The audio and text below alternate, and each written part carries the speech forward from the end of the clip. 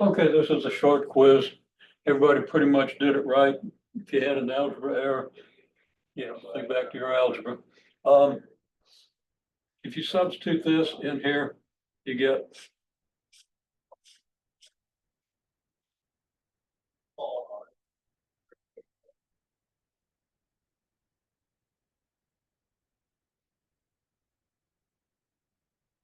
and then you get F net delta T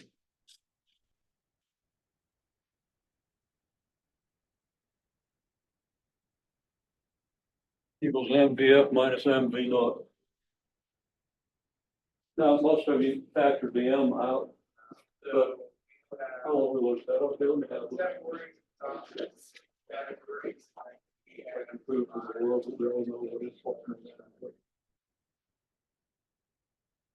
That's all it is. Left hand side is impulse, right hand side, change in momentum. F delta T is not the same as F delta S, right? That's work. This isn't work.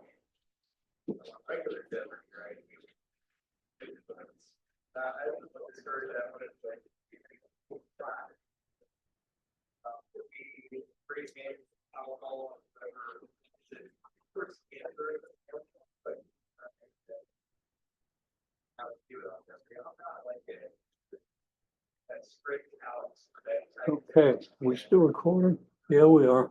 Okay. Anyhow, okay, just gather these up. And I just said what I'm gonna write down here.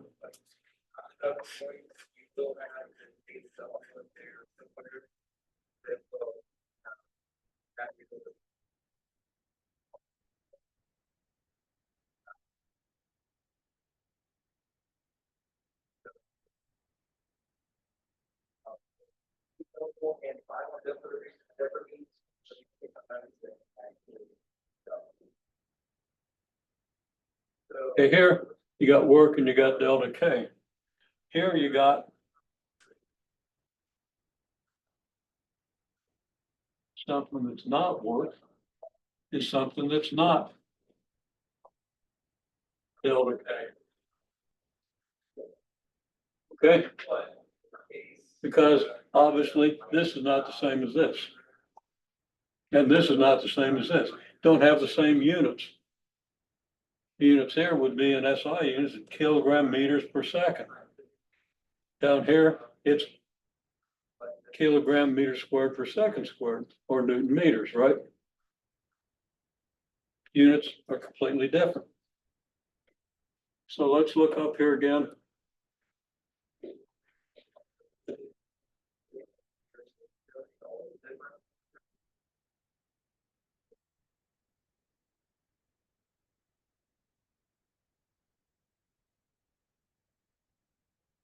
Okay. This is what we call the impulse. This is, okay. This is impulse. This is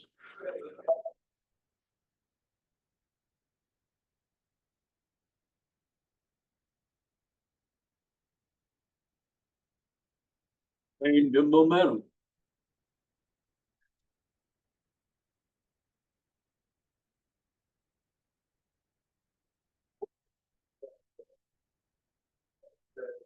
Impulse equals delta P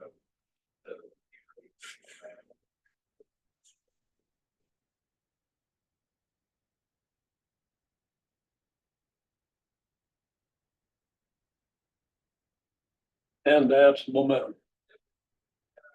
Okay. Work out the units of impulse and momentum independently.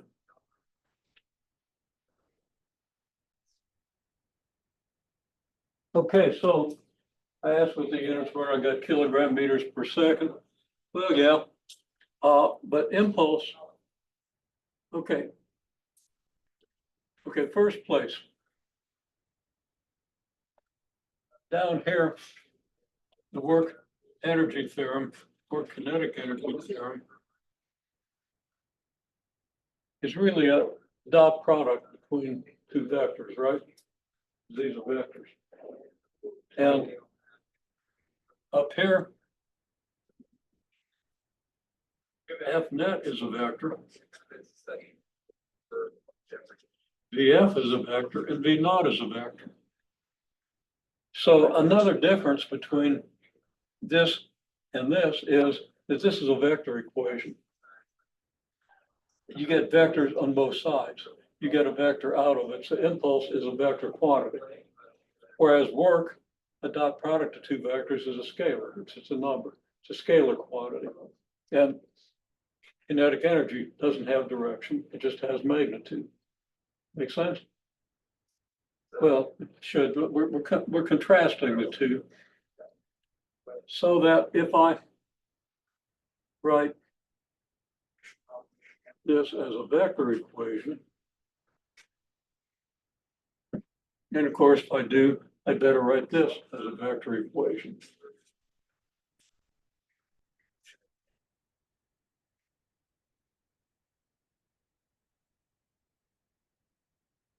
So making this a little more general, it was fine if it's just an equation or something moving along a straight line. But as you know, things move in 3 dimensions. And we have to have a vector equation here. Okay. So I guess I could put an arrow over this and an arrow over P. And an arrow here and an arrow here to emphasize that all these are vector quantities. Now, the momentum has units of mass times velocity. That's kilogram meters per second, right?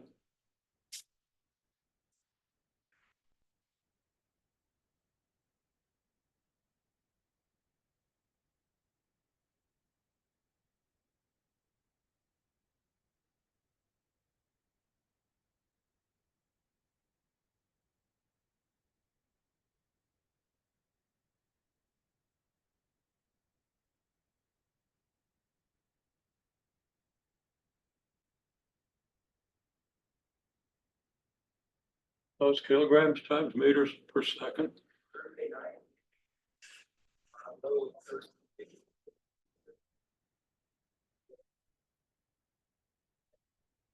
Now, I don't want to write impulse with an arrow. I want just a single letter to stand for impulse. And various authors will use various things. Your text uses J.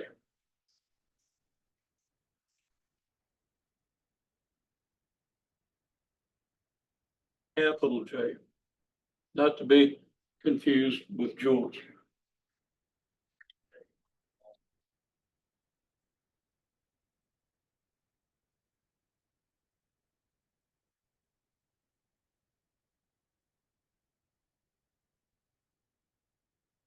Well, J is your impulse, which is the left-hand side.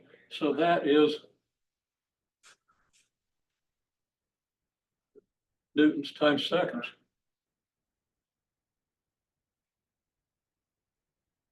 Now, newtons times seconds, it better be the same thing as kilogram meters per second, right? So work that out. Show me that Newton seconds is the same as kilogram meters per second.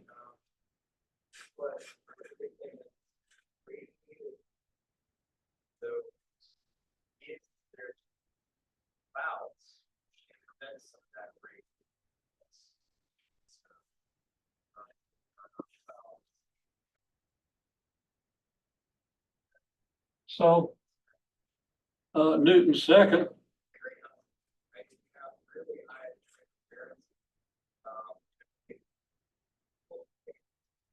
is the kilogram meter per second squared times a second. And we want to verify that equals a kilogram meter per second. Well, a second over a second squared is a kilogram meter per second. And it works out. Okay.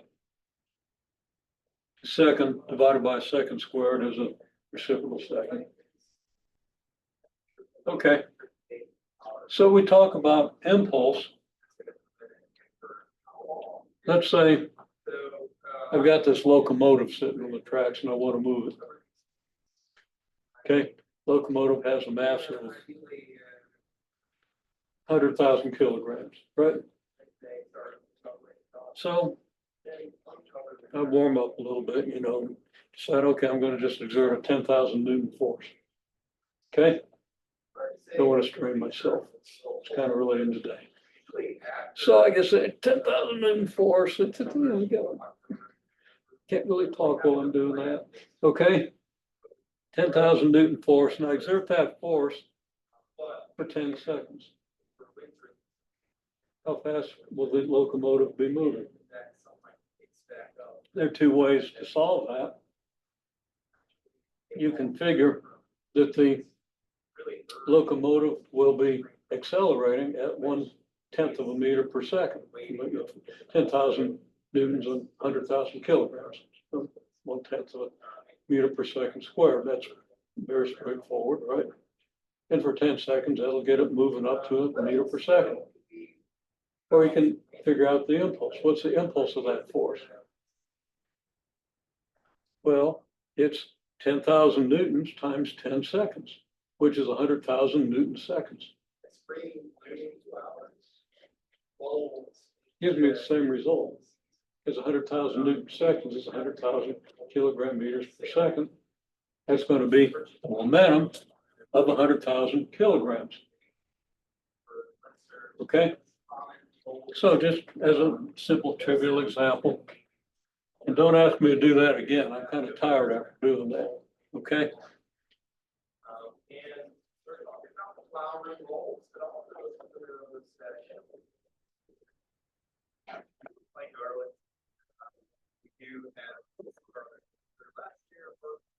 So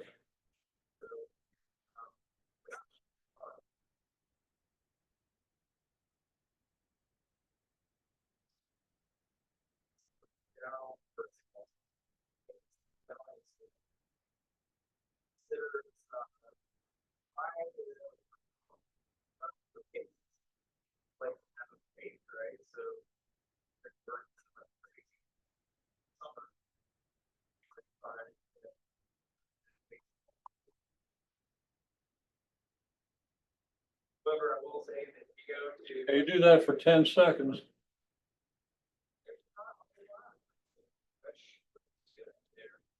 Okay, I'm not going to put an arrow over J because this is strictly in one dimension. That locomotive is only going to move along that straight track. Okay, so I don't have to worry about the vector. It'll either be positive or negative, and I'm going to choose the direction I'm pushing as the positive direction. Okay.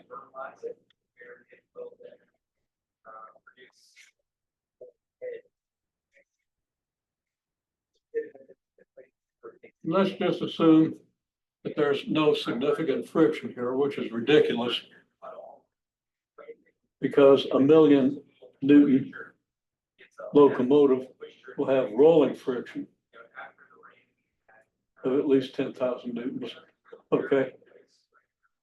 So then my 10,000 Newton force wouldn't actually, I'd have to exert a 20,000 Newton force to get a 10,000 Newton net force, right?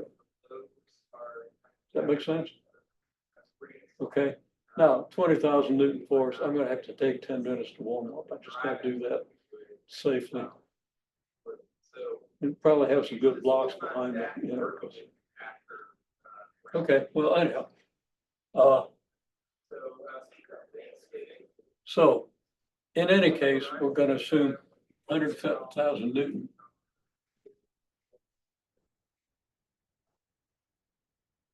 Net force. Okay. That equals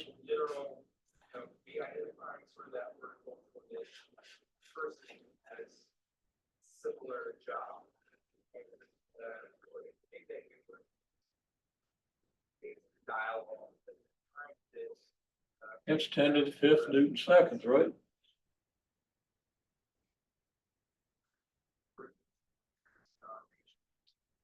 And that equals 10 to the 5th kilogram meters per second. We know newton's a kilogram meter per second squared. You multiply that by second, you get a kilogram meter per second. Okay. Now,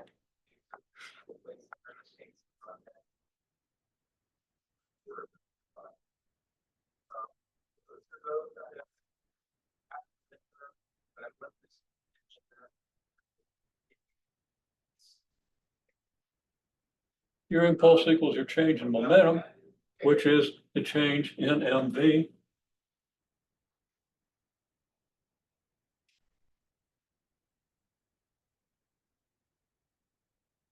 Which is m delta v.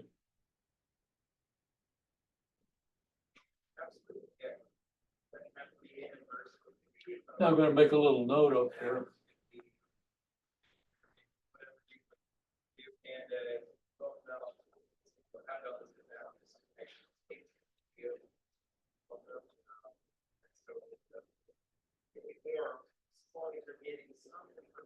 This assumes that m is constant.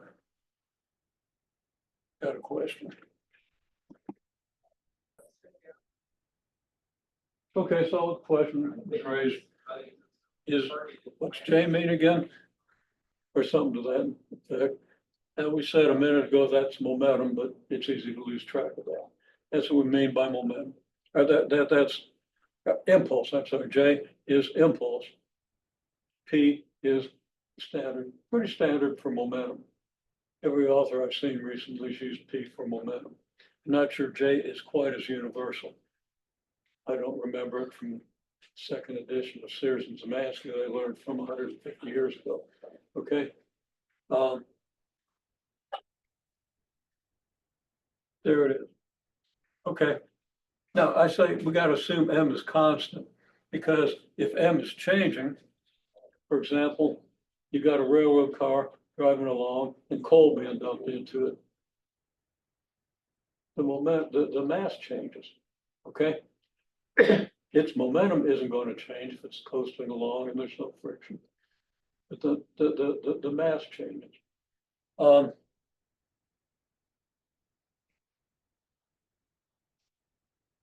Actually, the mass changes and yeah, the momentum will be conserved. We'll look at an example of that.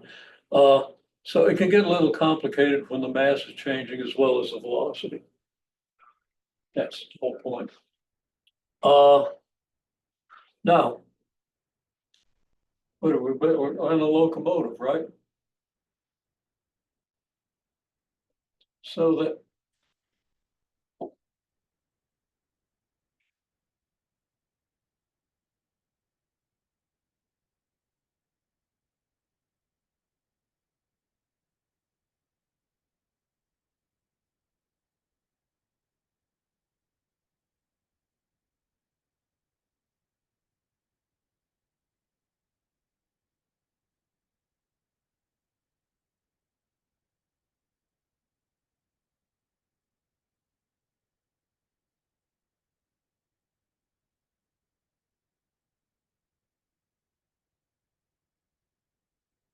well, 10 to the 5th over 10 to the 5th is 1.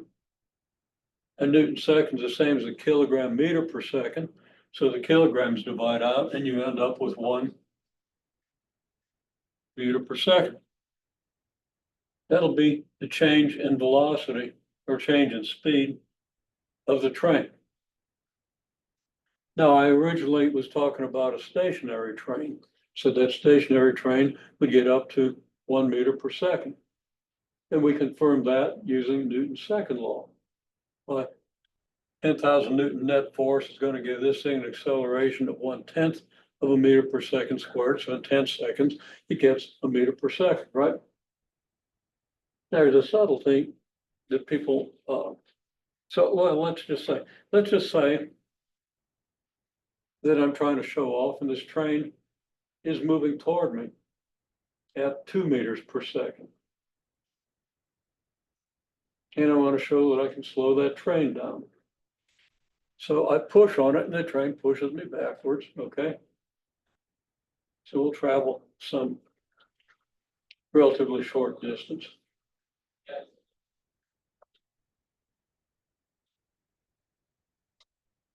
So what's the train's velocity going to be after I give it that push?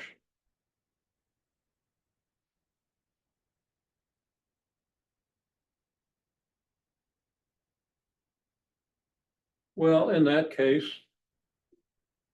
my net force would be negative if the motion of the train is positive, right? Or if the motion of the train is negative and I'm pushing in the positive direction, that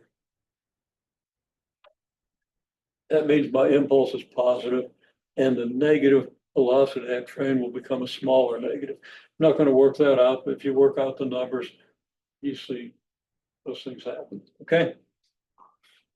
Okay, so change in velocity is 1 meter per second. That doesn't depend on how fast the train is moving. But what changes? If that train's moving at 2 meters per second, then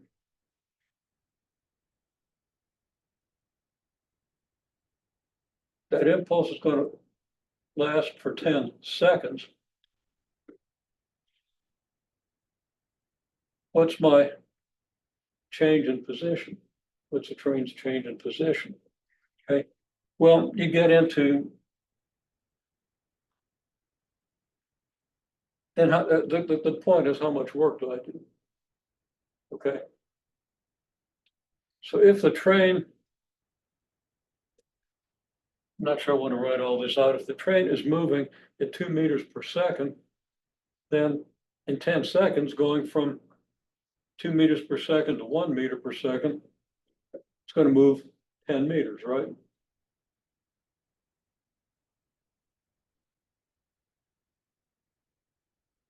No, it's not. How far is it going to move? Show me with your fingers. What's its average velocity going to be? Or its average speed? Let's just say its average speed, because we're just kind of doing this intuitively. It's going from 2 meters per second to 1 meter per second. What's its average speed? Constant force here. Going to be 1.5 meters per second, isn't it? And I'm applying this impulse for 10 seconds. Meaning that the train will move 15 meters. Whereas before, if it was stationary and I use this impulse, it would move only 10 meters. Okay. Actually, it wouldn't move 10 meters. Its average would be 0.5 meter per second. It'd move 5 meters.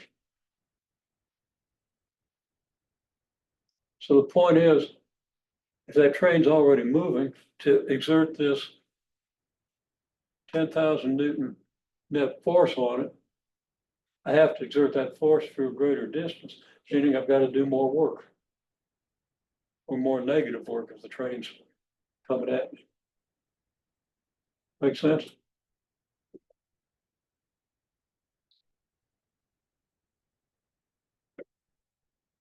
Okay, so I'll just summarize that.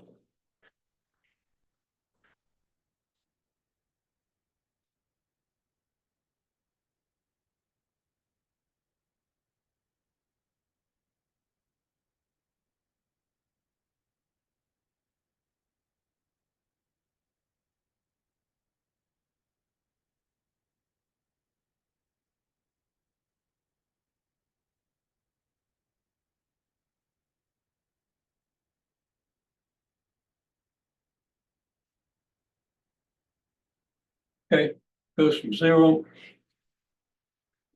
in 10 seconds. 0 meters per second, 1 meter per second in 10 seconds.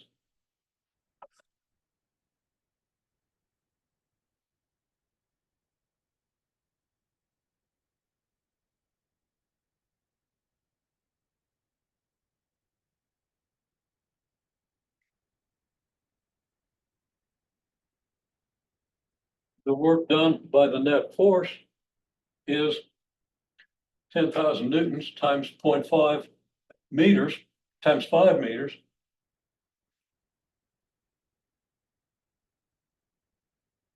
Is 50,000 joules. You can work that out. If you don't understand that, just work it out. Okay? If you don't see it right away, be sure you do. This is an important idea.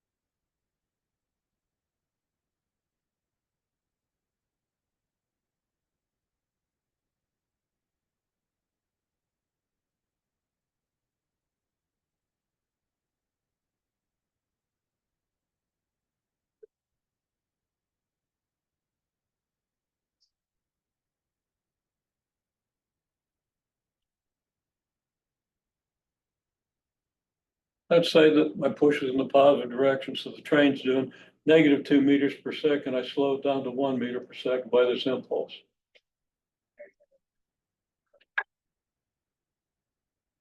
Well, then the work the train does on me is 150,000 joules. The work I do in the train is -150,000 joules.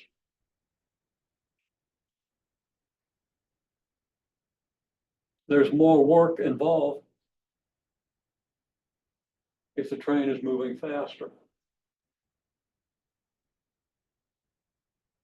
I expend a lot more energy when the train moves faster. Or in this case, the train expends energy on me, which slows it down. And I'm not sure what happens to me. I mean, with locomotive, in reality, nobody can do that. Okay. Nobody can exert 50,000 joules in 10 seconds. Nobody can do 50,000 joules of work in 10 seconds. I think maybe a tenth of that would be human maximum. That would be like climbing a vertical ladder for somebody with mass 100 kilograms. It'd be like climbing 50 meters, 170 feet or 160 feet up a ladder in 10 seconds, or climbing a rope. Okay?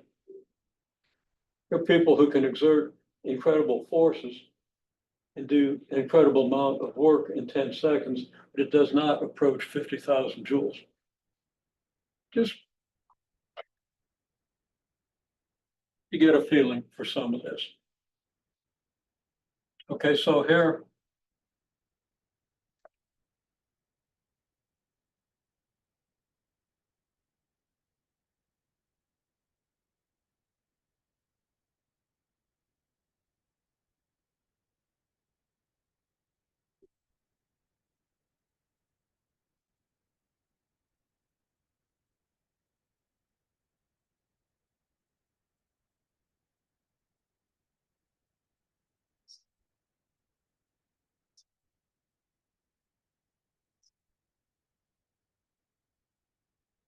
faster train, same impulse, more work. Note also that there's a greater change in kinetic energy.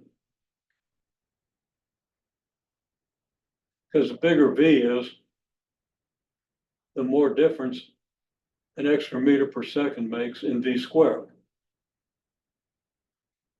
Something else you should ponder in order to get some feeling for how these dynamics work. Anyhow, okay, what I really want to get into though, that's just a little bit about impulse. You'll have questions about impulse. If you understand what I've given you here, it'll be a good start. Incidentally, I haven't assigned those questions. I have to do that after. Been busy making out your test and stuff. Okay.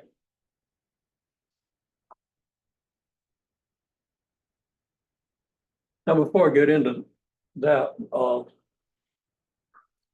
I can have a test in the testing center as early as this afternoon. Okay, I've got it made out. I've just got to proofread it, print it, take it in there. Anybody planning to take it today? So I won't be in a big hurry to get it in there, but I'll get it in there today. And everybody's going to take it, what, tomorrow morning? Well, you have a week. And it's actually 8 days today, so, next Tuesday, so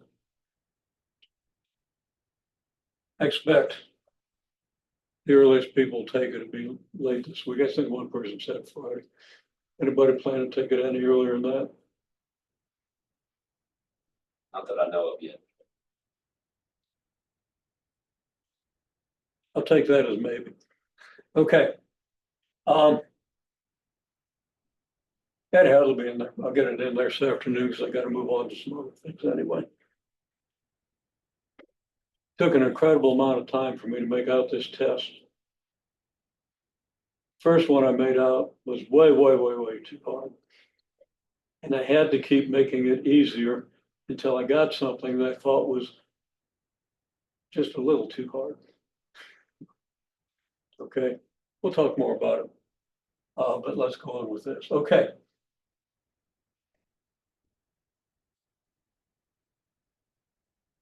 I keep asking myself, if I'd have had the same lab experiences and problems that you've done when I took this course as a freshman, how would I have done on it? First one, I might have made a 12. So, you know, by the last one, I'm all the way up to a 30. Seriously, last one, I think I did that pretty well. We'll see.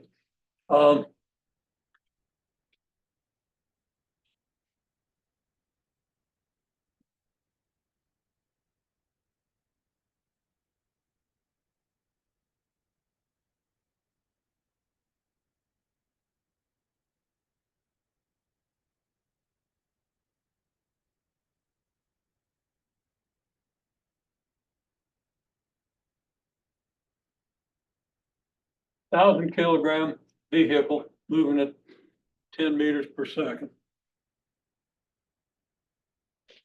Meets when a locomotive, no, we'll just say another vehicle of 1,500 kilograms. Moving this way at 5 meters per second.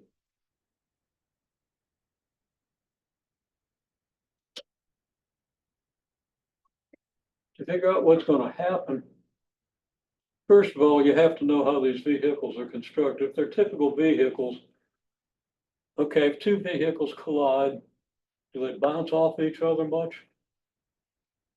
They mostly crumble and kind of join together, don't they? But they can bounce. I mean, you get a good stiff frame, and if the frames articulate appropriately, they could bounce some. But it's not going to be like this.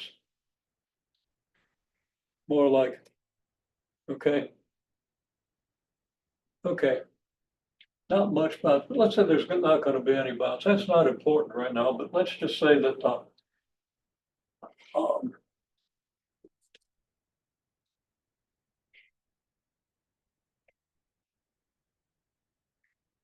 we represent this as two dots in a free body diagram. And now they're in contact. So the first vehicle exerts a force on the second, and the second vehicle exerts a force on the first, right?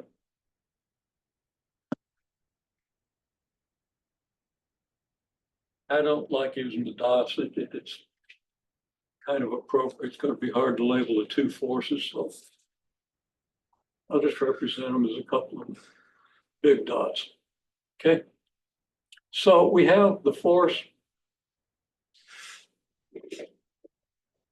I always get confused about this notation. Is F12 the force exerted by the first mass on the second? Or is it F21, the force exerted on the second by the first? just, I can never remember. I'm just stupid that way, okay?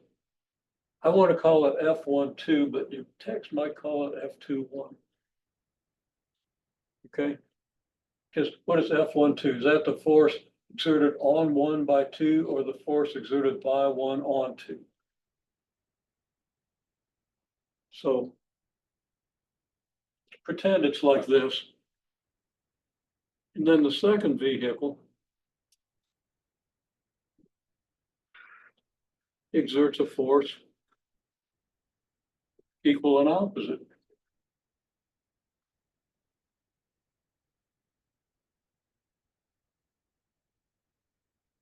Now, that's not totally intuitive that the forces should be equal and opposite, but that's Newton's third law. Okay? If I push you and you're not expecting it, you'll probably go backwards a little bit before you come back and knock my block off, right? Okay? So if I push you, you'll probably go backwards unless you're prepared for it. Then, of course, you plant your feet, push right back, okay? The point is, if I'm going to push you, I'm going to plant my feet and lean forward and push. So that will go backwards. If I just stood here, just perfectly balanced, and you did the same thing, then we join hands and push, we're both going to go backwards, aren't we? Okay? Or if I push you and you're not expecting, I'm still going to go backwards whether we join hands or not, unless I'm braced against the force that you exert on me because I'm pushing you. Okay? If I push on this door, well, good luck. Okay? The door's pushing back. And if I push on this door and I'm unbalanced, I'll push myself back and have to catch myself. If we're both on skateboards and I push you, I'm going to go backwards. You're going to go, well, what you probably perceive as backwards. We're going to go in opposite motion, opposite directions. That idea makes sense. Okay. If I'm dumb enough to punch somebody in the face, you know, I don't have the biggest bones in my hand. Okay. And I got a couple other things. I can't even make a tight fist right now because of trigger finger, but pretty close. Okay. So if I hit somebody in the face hard, they're not going to like it. Okay. But I think my hand might take the worst of it. Depends on who I hit. You know. So there's equal and opposite force in that impact, right? If I'm impacting something that has a thick skull beneath it, I could break my hand very easily. So that's all equal and opposite forces. Okay, so given this,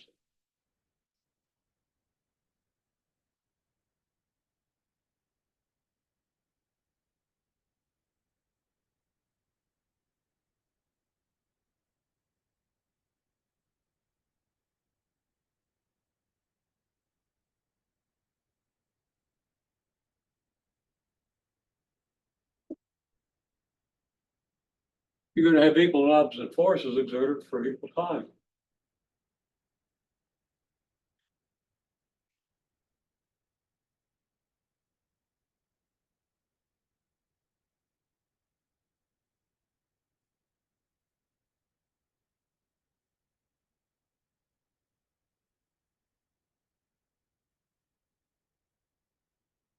Therefore, you have equal and opposite impulses.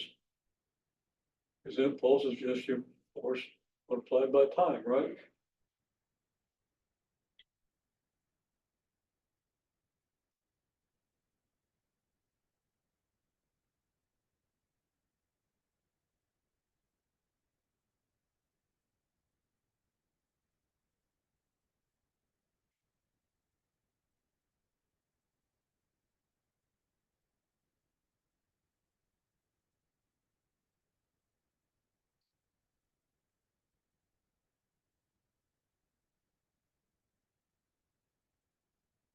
Sorry, we got a little crowded there. Since they're equal and opposite impulses, they're equal and opposite changes in momentum.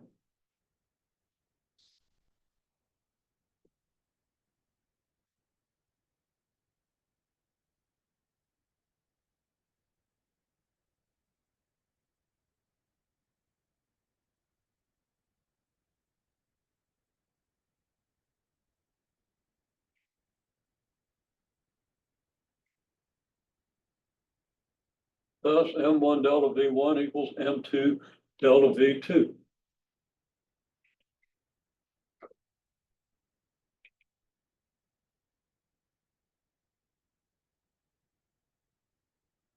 Now, they're both going to come together and stop.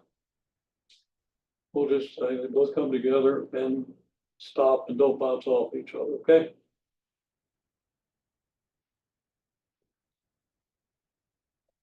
So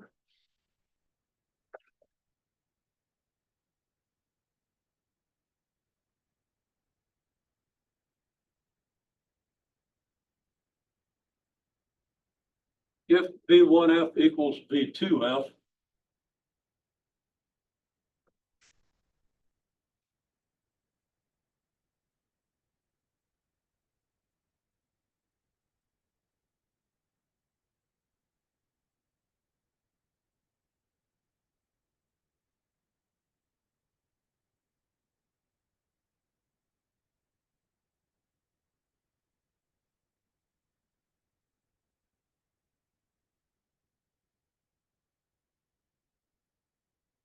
that's simply not right.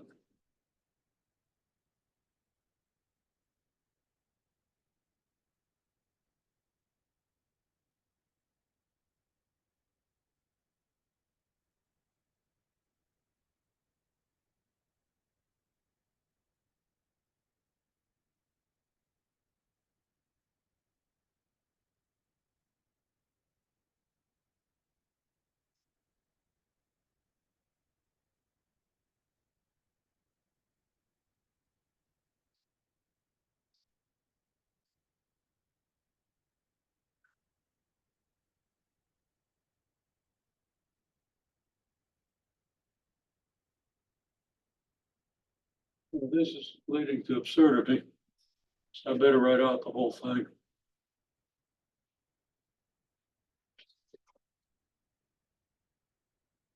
First place, what I wrote was really dumb. They're not both going to come to rest. They're both going to stick together, okay? But this one, having the greater mass, would tend to make the combination go this way, right? If they had equal velocities, they would come together like so, and then they'd move forward much more slowly, okay? However, this one has less velocity than this one. All right. So the greater velocity would tend to make this one win, so that when they come together, this one, they both move over this way. All right, so let me write out what I should have written out the first time before I did something really dumb. I was thinking in the center of mass frame, they both become stationary, but we're not in the center of mass frame. Talk about that in a minute. Okay, so you got M1 delta V1. That means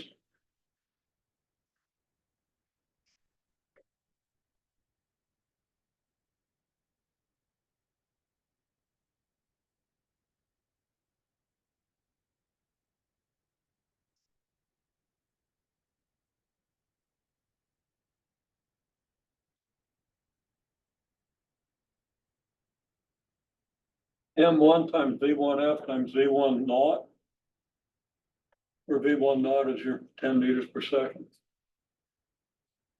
equals M2 times V2F minus V2 naught. Okay. You see that? Does it make sense?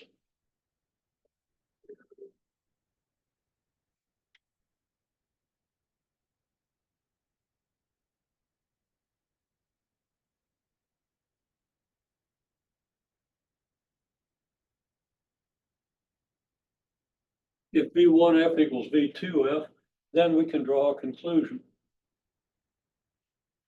And I'll ask you to draw the conclusion. Make sure we understand what these numbers are. We'll just talk it through.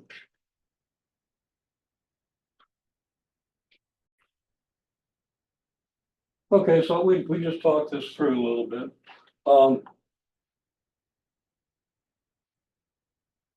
If V1F equals V2F, then I first said, well, we can use VF for both of these because they're the same. We don't want to use two different symbols for two things that are the same. So we just call those VF. That's going to tell us how fast the two crumpled up cars are going to be moving immediately after collision, so you know whether you need to get out of the way or not. Okay? Probably ought to get out of the way regardless, and then sort out what you could have done later when you know that you lived through it. Okay? Assuming you're standing nearby. Okay, well, anyhow, okay, so we identify M1, people chose, okay, this is going to be the first car, this is going to be the second. You could have chosen it the other way. It wouldn't make any difference. Okay. Then M1 would be your 1,000 kilograms, and V1 naught would be your 10 meters per second. And your M2 would be your 1,500 kilograms, and your V2 naught would be your -5 meters per second. And some people want to say 5 meters per second. Oh, that's at speed. You got to have the velocity. These are vector quantities. And you substitute speed for velocity, very likely to get yourself in big trouble. Okay. Okay, so go ahead and solve. What's VF?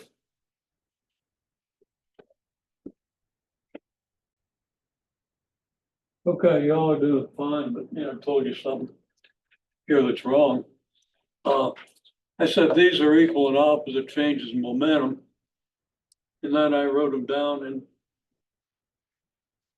didn't put a negative sign on one side. I just said equal changes in momentum, right? They got to be equal and opposite, so one has to be the negative of the other.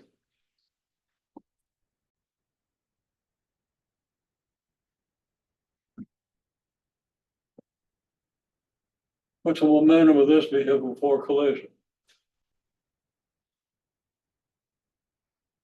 Mass times velocity. 1,000 kilograms times 10 meters per second. 10,000 kilogram meters per second. Matter of fact, you saw that within the calculation. Okay. And this one is negative 7,500 kilogram meters per second.